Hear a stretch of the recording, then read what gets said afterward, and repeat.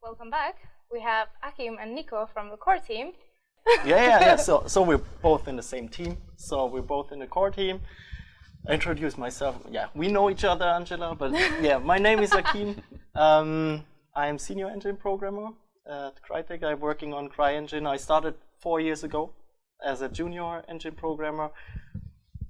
Got in touch with several things, and today I'm leading the core team of CRYENGINE. And yeah, the core team is one team of the big CRYENGINE team. I can go more in detail maybe later. Maybe later, yeah. Teams, we have questions for that. Yes. No worries. And we have time. Nico, how about you? I'm Nico. I'm a senior Just systems. Nico. Just Nico Moss. Senior systems programmer here. Joined Crytek at the end of Crisis 3. Done a lot of multi-threading related tasks for Rise as well. And lately I have been responsible for that. So that's me, sorry. But I guess we'll talk about this a bit later as well. Can you please explain about how the CRYENGINE team is structured and which divisions exist and what exactly does each team do? That's exactly what I wanted to talk about. Oh my god! No, the CRYENGINE team. So we're in Frankfurt. We're located in Frankfurt, and here's not only the CRYENGINE team. We are in Frankfurt right now. Yes. So there are several game teams here also, and who are using the CRYENGINE. But the CRYENGINE team itself, so we're working closely with them, of course, because we are under one roof. The CRYENGINE team itself is structured in several departments, and since the code is on GitHub, actually you can see what our modules are structured. And similar is actually how we structure our internal structure.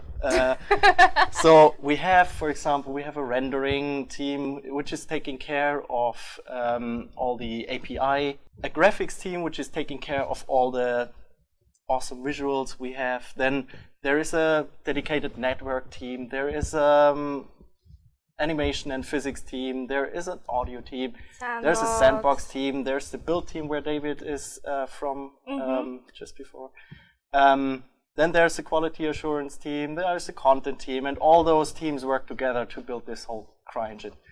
And people might ask what the core team actually is. And the core team is nothing less than making sure all those systems can run in the engine. So the community now has the chance to look into our code on GitHub. So if you get the chance to look at that, there's CRYSystem. And CRYSystem pretty much reflects the core team, plus extra things. So the system takes care of multi-threading, about the memory management, about file reading, file read input and output. There's also the CRYEntity system, which we take care of the input system. And it goes even further to CRYAction, but this is actually where it already gets kind of blurry, because in CRYAction you have, for example, flow graph, which is very close to the sandbox team again. And you see already that there is no strict line in between all those teams. It's more or less people have responsibility for special modules, but we all are one team and all work together on the whole thing together. Maybe Nico can guide us a bit more, since you've been here since Crisis 3. You can tell us more about the history of CRYENGINE and how did we get until what we have today. Well, I mean, yes, the history of CRYENGINE, basically it's been a very professional product, which we open to licensees, and we're going to go all the way now to use for everyone. It's free. You can download it. Which obviously changed the structure a lot from Crisis 3. What we have changed a lot was that all the games had their own copy of the engine, which also meant that features that were developed during that time while the game was made might have taken 2 years until they actually reached the actual licensee.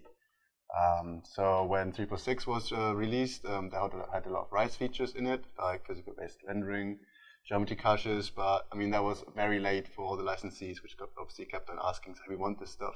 And we decided to make it clear cut, and like all the new projects, we tried them to base them all on one engine. So that's basically the reason why VAF was released as well, because it kind of supported the like modularization a lot more. I mean, every game has their own little modules in the project.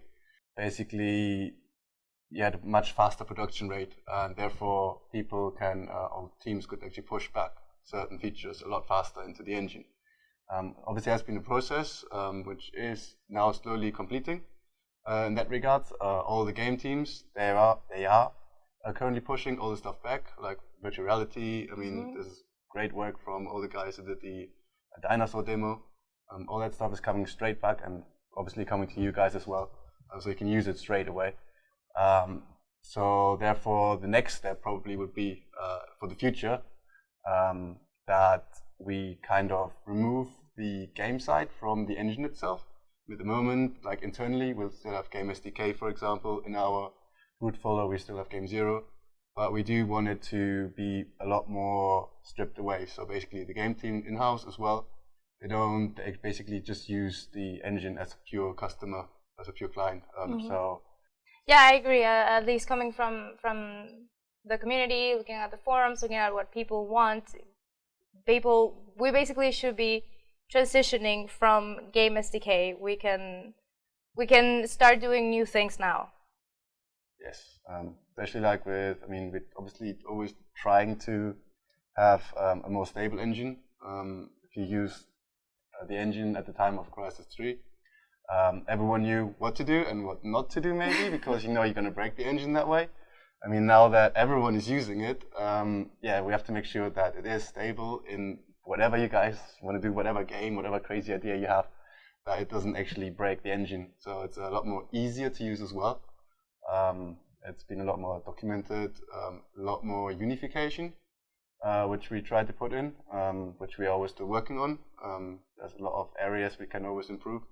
So I wanted to go back to what Achim was saying before about, all the different teams and specifically about what the core team is doing. And this question actually comes from Seth from the forums, and it's, can you talk a little bit about what CryEngine encompasses and at what point things stop being core?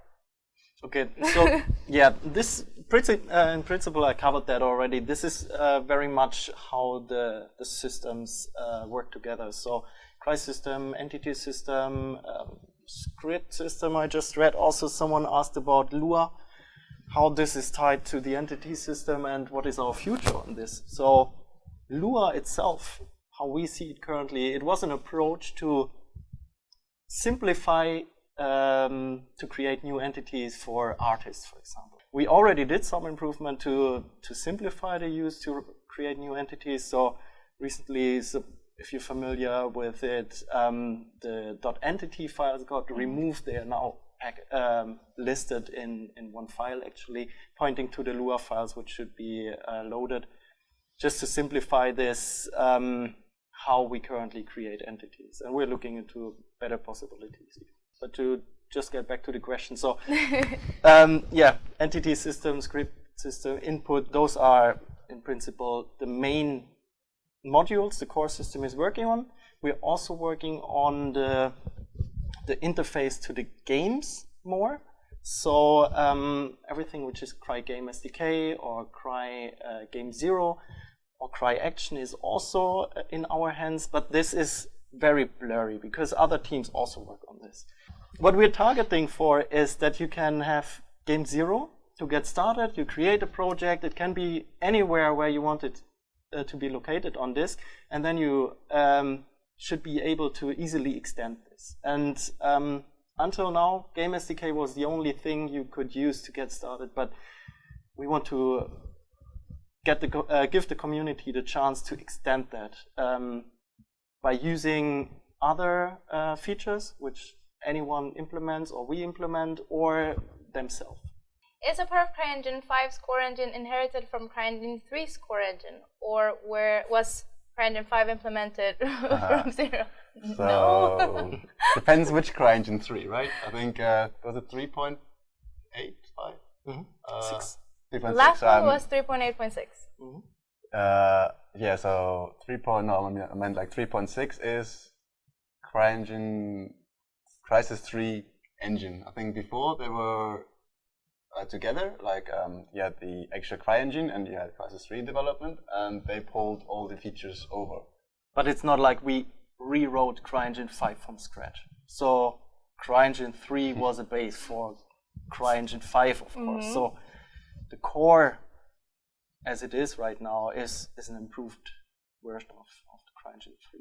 Yeah, I mean, we did refactor a lot of things in CRYENGINE 5. I mean, that's why it's probably a big gap as well. Yes. Fortunately, common changes we had to make later, so it's easier for people to get used to CRYENGINE 5 and then come to 5.1. But I mean, internally, we removed a lot of macros that we used to find, tried to have a more platform-like approach. I mean, all the cryo_underscore platforms, they all got introduced. You have more power on, even if you want to do floating point exceptions, it's more like unified. Priorly, it was not really possible because you had not like a very unified thread system. So now you do have a unified threading system which is data driven, so anyone can change it. They just open the file and put a few different affinities in, and that's changed already, which is probably more usable on consoles. But that way, we're also in control of all the threads as well. So when we crash, we can stop all the threads that we want to stop, and then start one again to, for example, take a screenshot. Okay, I have another question from the community, and it actually goes with what you were saying before about how all the game teams and different licensees were using the engine and implementing tools they needed for their specific game. So what's the process for integrating technology from licensees into main? And maybe do you have an example of something that specifically comes from a licensee that we didn't implement in-house? Good question. You want to answer? So, yeah, sure. So, I mean, in-house technology integrations are a good example because we are treating the game teams here in-house similar to our licensees. Yeah. So, the advantage we have here, of course, is we have one shared server. So the Perforce server David talked about, it's a shared server for the game teams as well, which allows us to do this back and forth integrations. So having main as the main engine and the game teams contributing to this and integrating it back and forth helps us a lot to improve the engine. And also it gives us the possibility to give out to the community what we're currently in-house developing.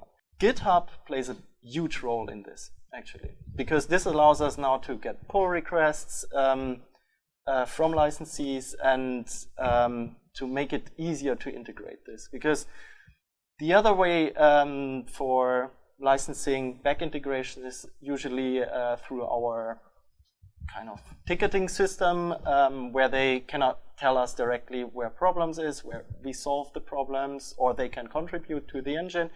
But of course, it's not a good way to integrate code into the engine, and GitHub will help us a lot on this side. What's the current state on CryAction, and what are the plans for the future, if any?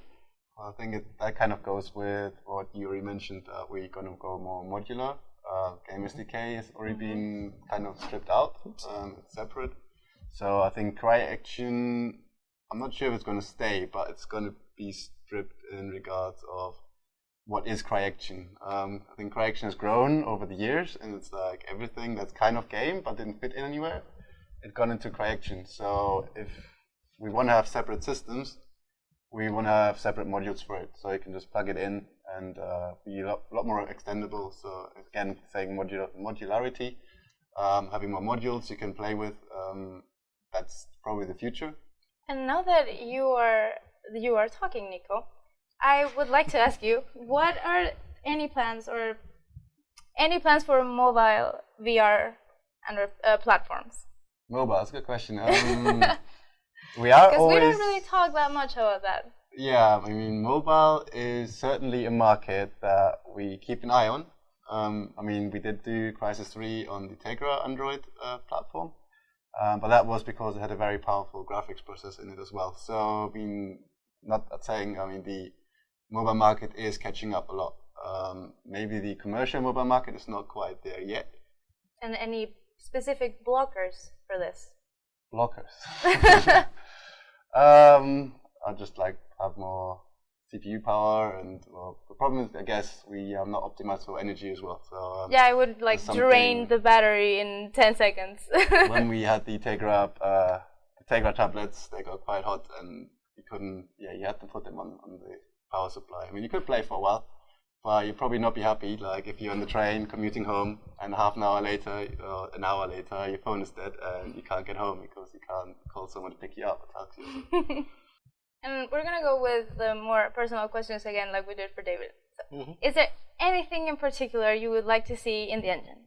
I think making multi-threading easier for the masses, because it's always like a kind of a black art. You can do a lot of things wrong. If you want to secure that the user's doing it right, you can make everything very slow. So it's a very balancing thing to do. So I would like to have a more threading API, which is more easier to use for everyone. Yeah, my contribution to this question is actually, so I would like to see open world more on the engine, and this goes together actually with the multi-threading a lot, which actually goes together with another question if we're working on a new entity system. So I cannot tell anything about this right now, but multi-threading is pretty important, and our entity system currently doesn't allow this.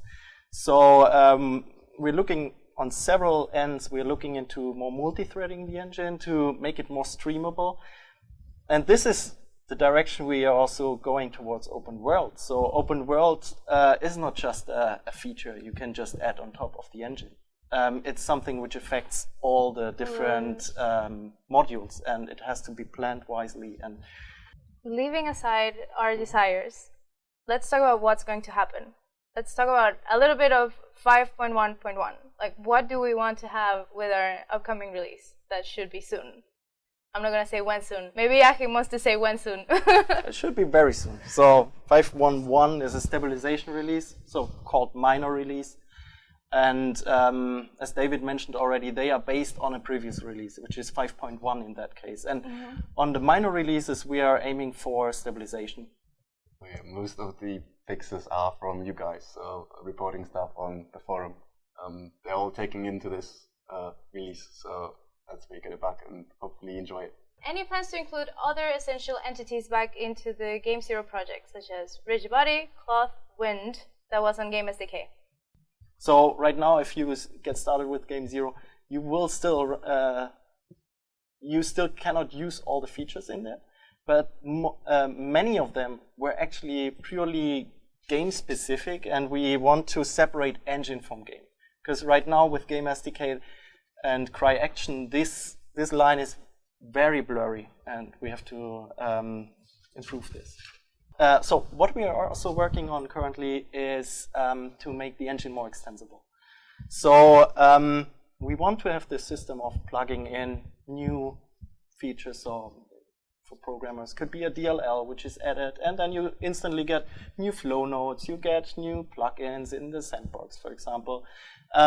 This is not what we have right now, but this is what we are heading towards and what we want to have. And the question what the community can contribute there is actually we allow them to write engine extension. They can extend our engine functionality by adding their own systems, and they can share it on the marketplace. They can share their what is the word? Their progress. Yeah, their products, and even can gain some money out of that, or they can just share it for free. But okay, and when do you think? Not when. Where do you think the technology will go? At least for us, for CryEngine, where do you think we will be in about 2 or 3 years? Or where would you like it to be? I mean, we have a strong focus on VR. VR is a big thing. It's not just the Climb, what we just released as a VR title. There are areas where VR is really important. And for the future, also with mobile getting more stronger, and maybe it's tied together at some point with wireless VR headsets or something like this. And we have a question about Vulkan support. I actually had that on the list. Vulkan support. Vulkan support, yes.